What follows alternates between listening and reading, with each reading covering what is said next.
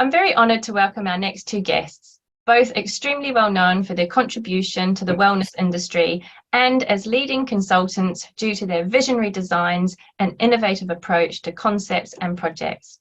So let's say a big hello to Amy McDonald and Nigel Franklin. Welcome. Good morning from San Francisco.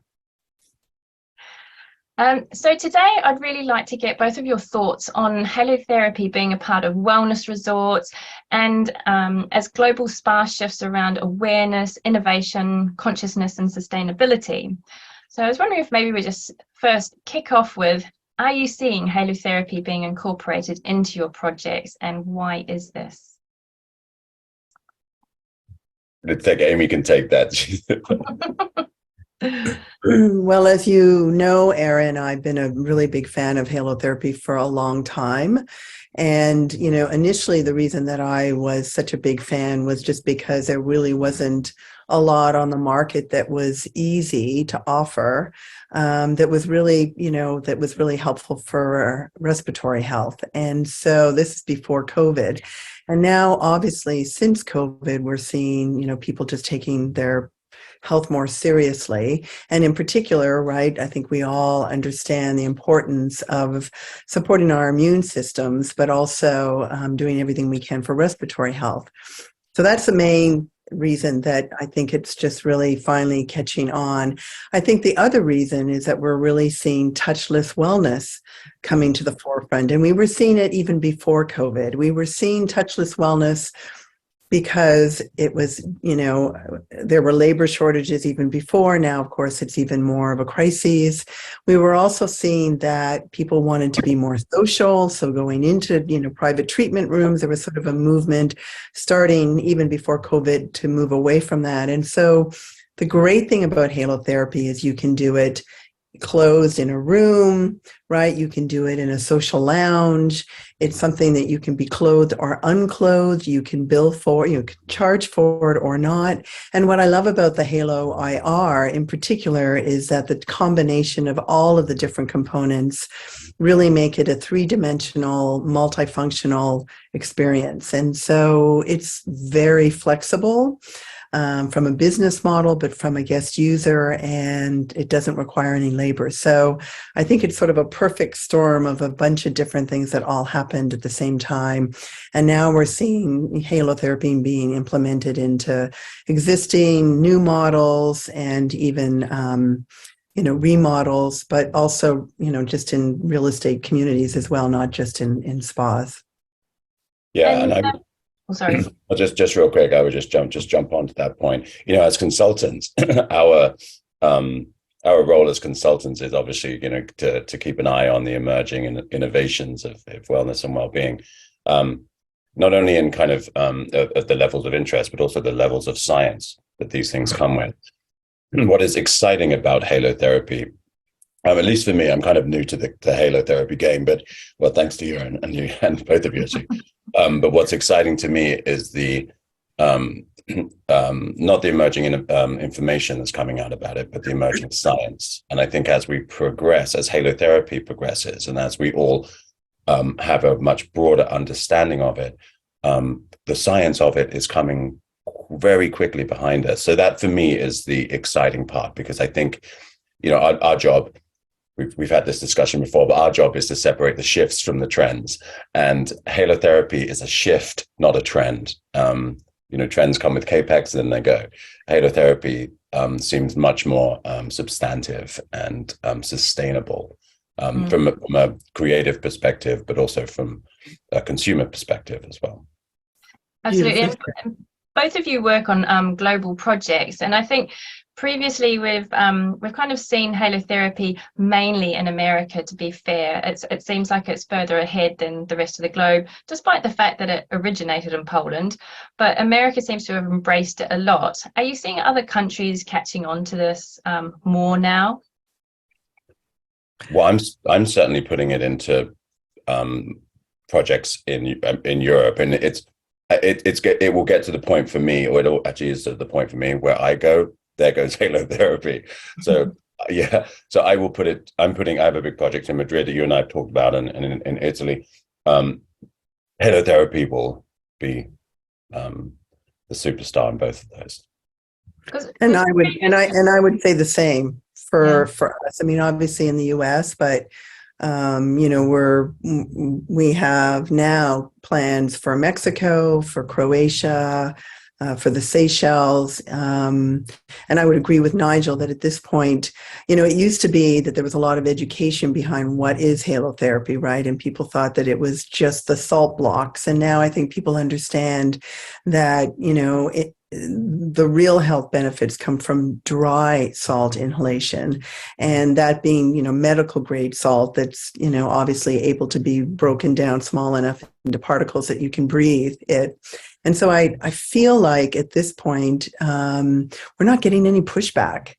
And whether they're asking for it or not, although we are finding that even in Europe, they're starting to ask for it, it's really taken hold. And for, you know, obviously for a variety of different reasons. Yeah, and previously, you know, when you go to big spas and resorts, it's generally the sauna and the steam room and the experience shower and maybe the ice. They are your go-to experiences. And it's good to see that maybe halotherapy is now becoming one of those. And it also ticks a whole lot more boxes when it comes to sustainability and also operations and maintenance side of things, and cost of installation as well as operation. Certainly with the countries where we're seeing a big hike in electric prices and things like that. So it's definitely popular from that point of view. But I think the halotherapy can be as high touch or as low touch as you want it to be, right? It can impact your revenue stream or not at all. Like, you know, the flexibility is there. I'm interested. I tend to do more kind of medical wellness than I do spa. So I'm kind of interested to find the language of the medical language of halotherapy. As Amy just said, the medical grade salts, those kind of things. Especially excited to see how we can kind of combine and infuse it in other areas, like sports science, for example, would be, you know, chromotherapy. Like, so you know, halotherapy can stand alone as halotherapy in its own right, but I feel, as I said, because I'm relatively new to this, but for me, I feel like we're at the kind of precipice of what else can we do with this, you know, medical philosophy and practice. You know, what else can we introduce to it so that it can, you know, we're in the business of wellness alchemy, and that's really what we're trying to do. And when we get a new tool, like, you know, instinctively, I think as creatives, people like me and Amy, like, oh, what else can we, you know, what can it impact that already exists? Or so I think it's a really great platform from which we bounce off this kind of creative wellness alchemy that we strive to achieve. I think. Sorry. Well, I was just going to say, I think. And I love wellness alchemy. Thank you for consulting. Sounds so lovely. I think that the other piece about halotherapy is, you know, it can be applied in a lot of different ways as long as it's applied. And I need some today. If it's like, you know, we now apply it to red light, right? So there are boosts now that are called vitality boosts. Obviously, we're still seeing some custom. I mean, we have a project in Croatia where we're planning to do dry salt halotherapy in kind of in a tepidarium type of environment where there's still, you know, far infrared. And so I think that we will see a lot of the boosts being purchased because they're easy, they're plug and play. I mean, we're putting them into residential components, we're putting them into social lounges, we're putting them into, you know, even fitness centers. But I think that we also will see in the because there's such a growth in residential, wellness residential, is that we'll see it also just going into homes. But I still think we're also going to see it custom. And, you know, I mean, Aaron, that's something that's in your world as well, right? And so I think that it's going to expand a lot and it's going to be applied in a lot of different ways. We have a client right now that wants to create a gentle meditation and yoga studio where there's like not a lot of movement or sweat. Just make it super gentle and have it be in a big halotherapy room. And so those are some of the ways of designing more custom that are going to be really extraordinary, right? That people get to have this second benefit to all of their breath work and meditation, being in halotherapy as well. Yeah, and I think that goes back to what Nigel says about the flexibility of halotherapy. There is no kind of predetermined space that you need to have it within, other than it needs to be enclosed. So you could create anything that you want to go within your project and make it just look amazing. And I know Nigel and I have had some great discussions about salt bricks and I mean, to your point on that, I mean, this is, I mean, I think I started off with 400 square meters, but it's what was it? What did it end up being like? To have a room that's 200 square meters, and what we will put there is this kind of very rough looking, oversized halotherapy room, and then we get to play in there. We will do, halo yoga. Like, to your point, Amy, I mean, there are so many other things we can do where the presence of halotherapy optimizes the performance of whatever it is that you're exactly doing. Exactly.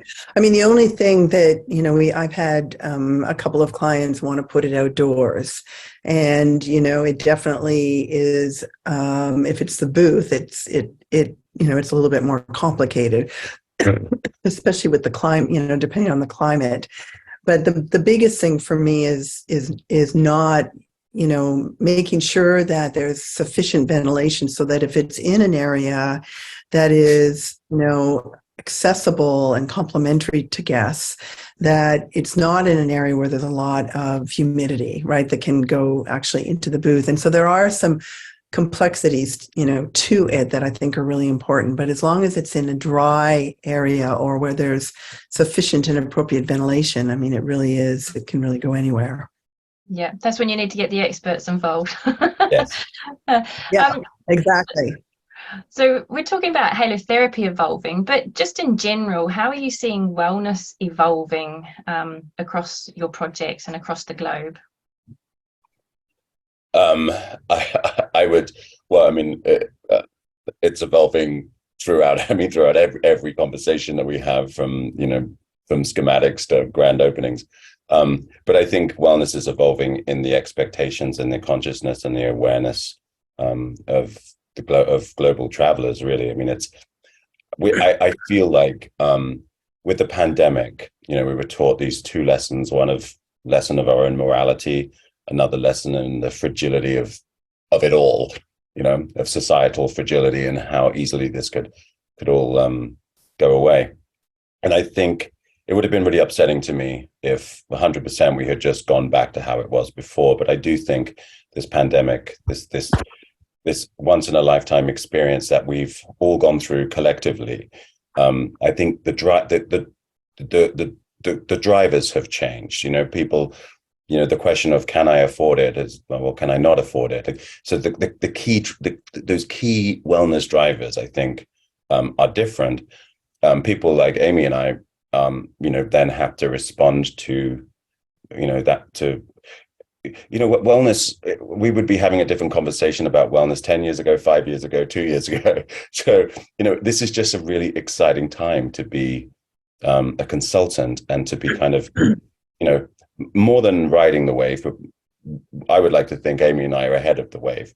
And I think when innovations like halotherapy come, it gives us a boost, I think, because it drives us creatively and intentionally.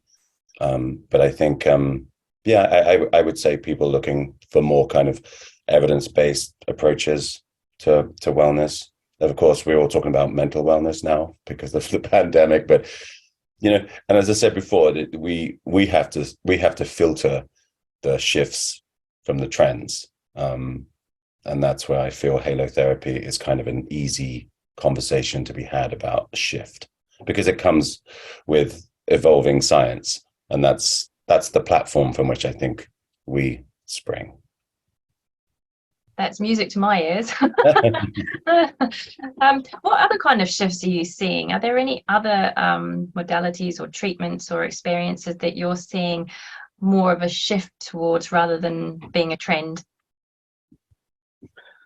How much time do we have? Yeah, I know. That's a big question. I'll take a stab through my lens. So we were seeing, I mean, people obviously call it biohacking. I feel like for a lot of people, just calling it recovery and this sort of this touchless wellness component.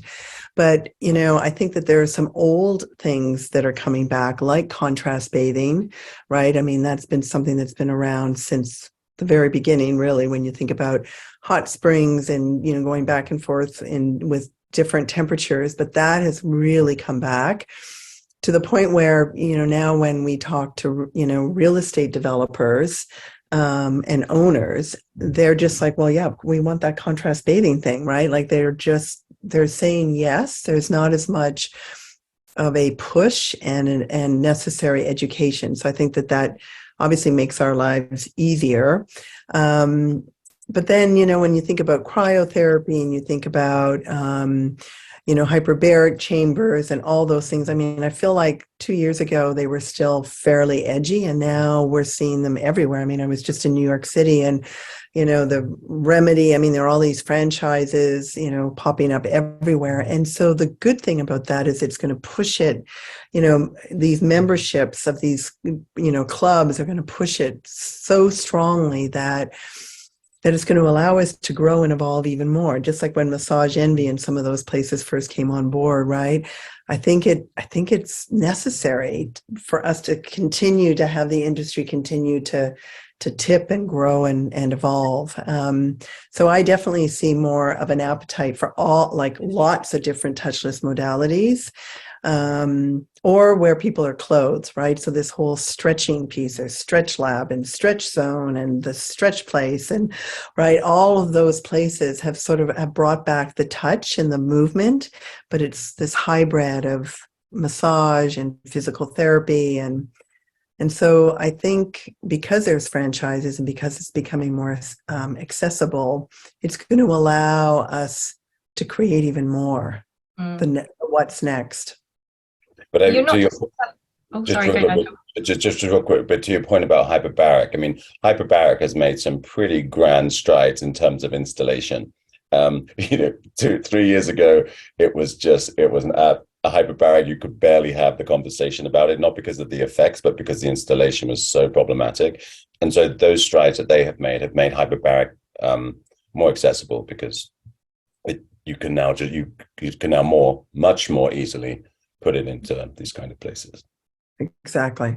Yeah. And you're not just telling people to, put it all in, because there's a lot of different things out there. When you're designing your projects, do you design with kind of a purpose or a story or a flow through? And I'm guessing that's something very important that people need to think about before they go, I want this, and this. Yeah, listen, I mean, you could easily turn something into a wellness Epcot center. I mean, there's no doubt about that. I mean, it's just, yeah, I mean, everything begins. And listen, we're narrative people, right? That's why we have fairy tales when we're kids. So people respond naturally, organically to storytelling. But wellness has to have a story, but more importantly, it has to have a purpose. It has to have a sense of place. And there are some things that organically, the concept is here, and the noise and the fluff is in orbit of the concept, and gravity will naturally pull these into the concept or not. But yeah, I'm often in positions where I have to say no to the client more than I can say yes because of this, because they want everything. But I'm also very conscious, this kind of new language of halotherapy for me. I don't want halotherapy to fall into the steam and sauna bracket where it's just a given, because I think halotherapy comes with much greater conversation. So, it doesn't feel like a facility to me. It feels like something more fleshy. That's a nice way to put it. And so your advice, I guess, would apply to whether you're a big spa or a very small one. You need to have your story first, and your purpose. Because I Yeah, but I mean, stories are, are as, stories are relative, because if you stick too much to a specific vision, I'm a big supporter of putting the passions of your therapists onto your menu, so that your menu becomes a living, breathing document of the people performing it. I just feel like ownership, and therapists need something to anchor themselves to, and the menu is a good place to start. But yeah, things do have to come with a story, and concepts come with stories. But I feel like there always has to be wiggle room, because wellness doesn't exist in perfection. It exists in human interaction, and human interaction is far from perfect. And that's where it lives. It lives in the surrender and the safety of, spas are vulnerable places. We're naked, we've got no makeup on, our hair's gone to God. And so and the vision has to support the vulnerability, because if you're vulnerable, you can't surrender, and if you can't surrender, you miss the point. So visions just have to be quite broad, kind of. And again, that's why we get the experts like yourselves in.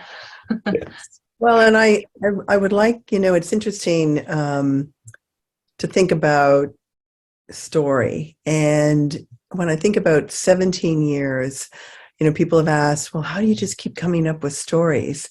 And it's because we start at the very beginning, and everyone's beginning is really unique. Even if it's a property that's been, I thought about it,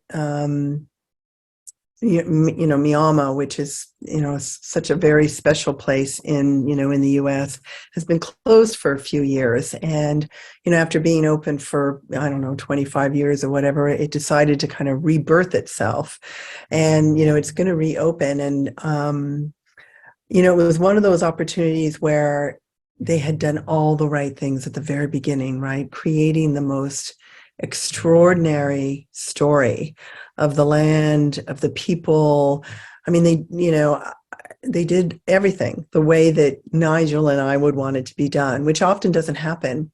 And yet still they had an opportunity to really sit back and look at who they were, who they are, who they want to be, right? Even after all those years, and evolve their brand. And so, I always say, that it is the most important thing to do, whether you're a new brand or whether you're an existing brand or whether you're a really famous brand that wants to evolve. And it's the process, right? It's that anchor that it has to be relevant, and all the answers are there, right? In your location and the type of business model you are and who your guests are going to be, even if they're members and homeowners and locals and hotel guests, right? If you're fortunate to have that kind of diversity of guest type, there's still that story that's going to be relevant, bigger relevant, that wraps around all of those 4 different types of guests. And I think it's the most important part of what we do. I think rebirthing is right on brand for Miami. Like it's Erin, it's in Boynton Canyon in Sedona, like the birthplace of the Yavapai Indians. Like it's magic beyond magic. It's yeah. So That's rebirthing funny. is like right on brand.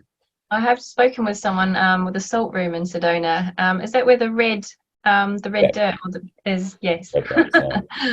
Brilliant. So I also wanted to just touch a little bit on sustainability, because that seems to be something quite high on the agenda these days when it comes to spas. And have you got any advice, or how could spas look to move more towards being more sustainable? Well, I really like the word regenerative, even better than sustainability. And when I think about regenerative, I think about a bunch of different things. I think about, and I'm encouraging guests, our clients to think about their social impact, right? So what are you doing to regenerate the town or the community or, quite frankly, your staff, right? And so, I like regenerative because it means that it's sort of continuously, like, we don't want to sustain things, we want to regenerate things, right? I mean, that's the business of wellness. And so, I have there's an event going on in Baja in a couple of weeks, and I'm speaking at it, and it's about regenerative development. And one of the things that's going to be talked about is water, because there's let's face it, right? We're in the business of often doing, using a lot of water, and so there are definitely things to be done, to support using recycling, using desal, whatever it takes to be able to continue to offer water treatments, but in a much more conscious and regenerative way. But I really think about regenerative is how we're going to take care of our staff also, right? It's more than just the planet and our natural kind of resources. And that's a whole other 45-minute conversation. Yeah. I mean, the project in Italy that Erin and I have been speaking about is Regenerative Farm, but for that reason. But even to your point, Amy, we're doing the global wellness for Oberoi hotels in India, and thinking of regeneration, Oberoi. I'm a big believer, and I put this in kind of the foundation is, in order to find balance, we must create balance. Otherwise, we live in this kind of vacuum of wellness, and everything else is going to hell. But we're okay. And with Oberoi, for example, we've gone further than sustainability because we want to see how Oberoi can give back to their communities, feed the communities. Exactly. Yeah.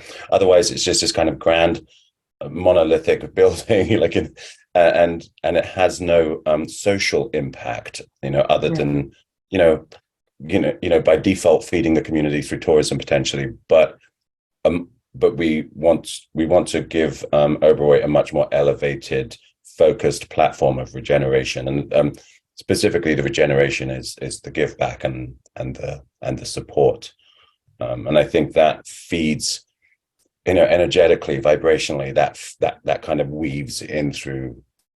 weave in through the overall experience. But I agree, sustainability is one conversation, regeneration is another, much more galvanized and impactful conversation, I think. Yeah, definitely kind of even gives you that whole vision of the full circle, and encompassing all, rather than just plucking one area out of it. It makes sense completely. Yeah, but you have to understand, wellness, the experience of wellness is amorphous, right? It means 1,000 different things to 1,000 different people.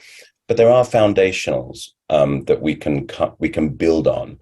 And one of them is to create balance. And I think if you are committed to regeneration in the many forms, at least your springboard is good. At least you're coming from a place that has kind of a framework of well-being and wellness that extends far beyond your personal takeaway from it. And I guess that probably leads on nicely to kind of one of my final questions, which is, why are people choosing certain wellness facilities over others? Yeah. Who wants to tackle that one? I had a aha moment. It's not like a aha, but like a really subtle, oh my God, that's totally relevant to this. And it's very recent. So typically with our clients, we like to put together, here are how things are evolving. Here's the why. Here are examples of best in class, all over the world. And it's not like we're going to find one best in class that absolutely meets the client's vision, right? But we're going to find components of it. They're biodynamic permaculture farming, or like they're going to be parts to the story, right?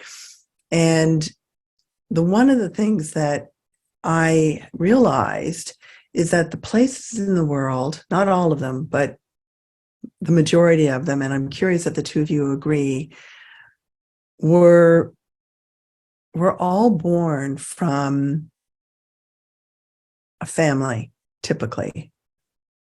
If you think about most of the places that are best in class, and I'm thinking about Kamalaya, I'm thinking about Shaw, I'm thinking about, right? I'm thinking about Canyon Ranch and Rancho La Puerta, and they've kept that concept, that devotion, that stewardship, and that responsibility that they hold, not just to their guests, but much bigger. And they've held it really consistently. And those places are still around today and still the best in practice. I don't know what the two of you think about that. I would agree. I mean, anywhere, Kamalaya is for sure. Look, I mean, I think there are in this, there are two business models in this industry, right? There are the ones who are fully engaged in the evolution of wellness and well-being, and in, invested completely in the wellness and well-being of their guests. And then there are those that facilitate, the bandwagon is not a good place to be on in anyone's imagination, but there are places that facilitate, and they either facilitate well or not so well. But I think Tammy's point with Kamalaya, I mean, there's a pulse there that you can't get, because you try not to throw certain business models under the bus, but Kamalaya is a good example. The pulse of Kamalaya, you go there and you are inspired to be well, rather than other places where you are directed to be well.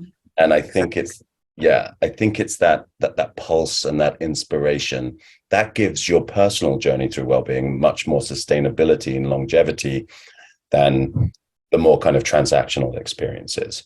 And I think what drives people to one or the other, I think there's a certain person that would go to Kamalaya that would really understand the difference of direction and inspiration. So it's ones with passion, with roots, with a draw that kind of pulls on the heartstrings and the emotions versus the superficial. Intention, right? I mean, it's the why. I always ask, why are you doing this, right? Why? And, we always, in the very beginning, have our clients together. We go through this process and we create a positioning statement. It's not a marketing piece. It's a value statement of the why. And the ones that are really clear on the why really, I think, are able to make sure that the thread of passion and commitment and intention stays really strong, right? It attracts the right staff. It attracts the right design team even before the staff, right? And that goes into the DNA. And it's the intangible tangible that is in a place. I have, in my office, I have a poster, friend board. To me, it says, a good therapist knows massage, a great therapist understands massage. And the understanding of it is the why. I think the why is the emotion. Is the purpose. And concepts need a purpose. I mean, at their core, they need a purpose. And wellness can't just be the purpose. It's too broad. I mean, there has to be the why. So that would be your advice to those starting out, or those that are looking to rebirth as such, to find your why, and start there to build everything around it. And hopefully that will give them what it is that people crave or go back for time and time again. I mean, there's a global, within this industry, people like all three of us, we have created a framework of wellness. It's just the framework. For people to, I mean, there are, for good or bad, there are just expectations. I mean, we must have steam, we must have sauna, or not sometimes in my projects, but there is a framework for people that are starting out. There's a framework of expectations, certainly, that have been created by consultants around the world. But I challenge people. I mean, in the same way, the pharmaceutical industry, for example, have decided this is what health this is the mantle of health. If you feel under it, we've got a pill to get you here. If you're over it, it's probably illegal. But that's really where we need to be. And we have to be conscious as people who, go out into the world and kind of help develop this framework. We have to be conscious that we are not deciding for you what your wellness is, because that's, this is really random and I'll make it quick. But do you ever see the Blair Witch Project? I use this as an example. The Blair Witch Project, terrifying movie, didn't see a monster one time. But the reason it's scary is because the monster you create in your head is so much worse than the monster that the producer or director could, no monsters. So it was my monster rustling in the bush. And that's a weird example. But I think when we're creating wellness, there has to be space for you to create your own monster. I love that. Yeah, very good. We're all going to have monsters rustling in the bushes now. But it's a good example. It's the cost of something is here, and if you do it right, the value is created in the minds of your clients and in the minds of their guests. So the value, I could sit here and talk to you about this lemon water, like in the benefits of it, or I could just find where you put value, whether it's time, whether it's detox. And so when we're creating concepts, we just there's a level in which the value, we have to just give it to our clients, and then they should take the value and make it theirs. Our job is to pull it out of them, because often they don't know, right? Yeah. I mean, it's like, they're not able to articulate it. Yeah. But there's always a depth. But our job, really, I always equate our job to that of an interior designer, where an interior designer will go to the client. The client will say, design a room. The interior designer will say, what colors do you like? What colors do you hate?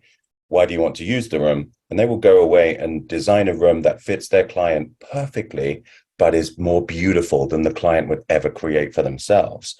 And that's the space in which we live. I think. It's funny. It's funny because, like, the first thing I do when I'm working with a client with their heat experiences, I give them a questionnaire. It's like, what do you like the most? How hot do you like things? Do you want to lie down? Do you want to listen to music? Do you want this? Do you want that? And it starts to build that picture, or their own little monster. But what have I done? You've got to ask the question. We're going to have all these spa monsters out there now. Not Nigel the spa whisperer. It's going to be Nigel the spa monster. Whisperer. Monster whisperer. Brilliant. Well, I think this is a really nice place to wrap it up. Is there anything or any last bits you want to share with everybody who's listening today, either to inspire them or a little bit of advice? My only advice, and I don't know that this is true of halotherapy, but I've seen this true of other modalities where it gets a little saturated. So my advice is to go to, really, I would consider you both experts on this. So my advice is to make sure it comes through you guys. Channels.